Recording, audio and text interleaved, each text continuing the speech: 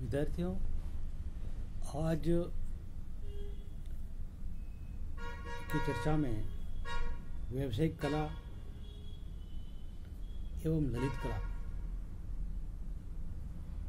किसे कहते हैं और दोनों में अंतर क्या है, समानता क्या है, यह हमारी दैनिक जीवन में किस तरह उपयोगित हैं, हमारे दैनिक जीवन को किस प्रकार प्रभावित करती हैं,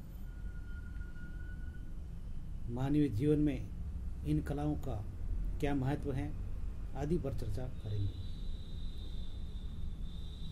वह कला जो हमारी दैनिक आवश्यकताओं की पूर्ति करती हैं, जैसे भोजन निर्माण, वस्त्र निर्माण, आभूषण, दस्तकारी, काष्ठ निर्माण, शिल्प निर्माण तथा अन्य व्यावसायिक कार्य उपयोगी या व्यावसायिक कला कहलाती हैं। उपयोगी कलाओं का संबंध हमारी भौतिक आवश्यकताओं की पूर्ति से है, मानवीय भौतिक आवश्यकताओं की पूर्ति करती है। ये कलाएं हमारे जीवन को सजाती हैं, संवारती हैं और जीवित रखती हैं। महर्षि पाणिनि ने इन्हें चारु उपयोगी वकारु ललित कला के नाम से संबोधित किया है। वहीं क्रोचे एक महान सौंदर्य शास्त्री हैं। इनके मतानुसार कला में वर्गीकरण को स्वीकार करते हैं, किंतु वर्गीकरण नहीं, क्योंकि एक कला को दूसरी कला से पृथक नहीं किया जा सकता। कुछ आधुनिक विद्वानों ने भी अपने मत व्यक्त किए हैं। इसी प्रकार भौतिकवादी सोच एवं उपयोगी उद्योगोन्मुख समाज की मांग के कारण व्यावसायिक कला का जन्म हुआ। मध्ययुगीन कला का इसमें महत्वपूर्ण योगदान रहा है।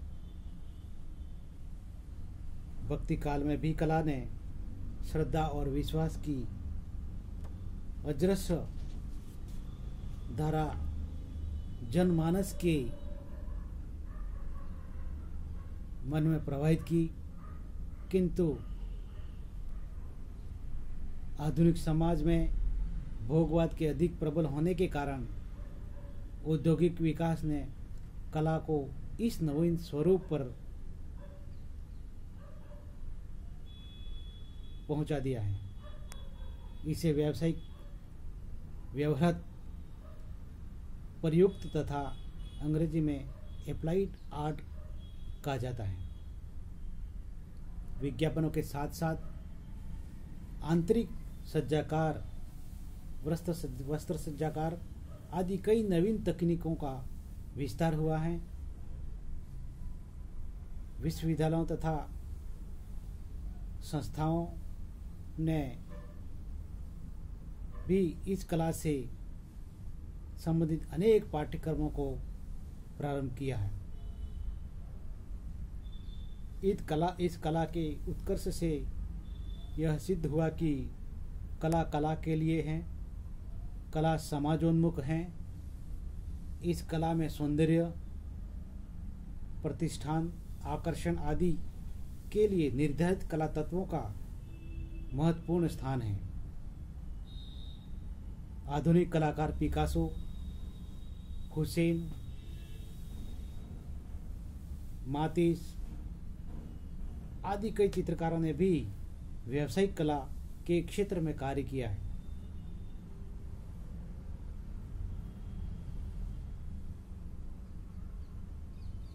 दोनों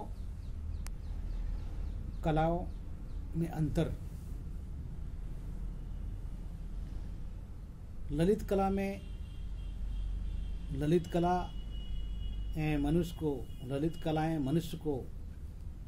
मनुष्य जीवन को आत्मिक आनंद एवं सुख प्रदान करती हैं, वहीं उपयोगी कला, व्यावसायिक कलाएं मनुष्य के भौतिक